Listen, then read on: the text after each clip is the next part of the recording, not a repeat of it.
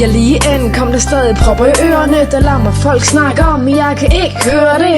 Jeg er lige kommet, men jeg er allerede hjemme ved, for lige meget hvor meget jeg prøver, så kan jeg ikke glemme hende. Det er så længe siden, så jeg har en trang til at se hende igen, men jeg kan ikke engang kontakte hende. Stresser rundt i fans, evig stress, jeg er i London, men stadig ikke tilpas eller tilfreds med dem, der er med mig, for det er hverken hende eller mine venner. Jeg læner mig godt tilbage i togsædet og smiler, mens jeg stadig tænker på hende og skriver videre. Hvorhen du går hen, og hvorhen du er, så vil jeg altid følge med dig.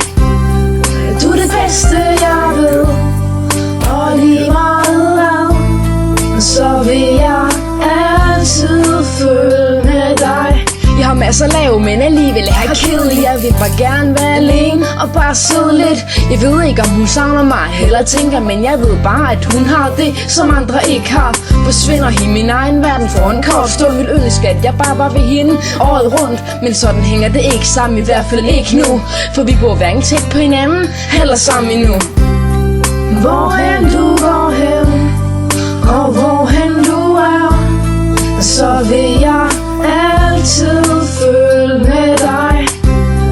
Du er det bedste jeg ved, og lige meget hvad, så vil jeg altid følge med dig. Jeg savner dig, tænker på det som en kliché. Ting gentager sig, og det ser ud til at blive ved. Det er lidt trist, men jeg håber snart vi ses igen. For selvom vi er sammen, så er du også min bedste ven. Jeg føler vi kan alle sammen fra A til Z. Vi kan smadre hinanden og bagefter lægge tæt. Du er så smuk og dejlig, jeg er helt igennem fejlfri. Jeg holder om dig nu for evigt og slipper dig aldrig. Hvorhen du går hen, og hvorhen du er, så vil jeg altid følge med dig. Du er det bedste jeg ved, og lige meget hvad, så vil jeg altid følge med dig. Hvor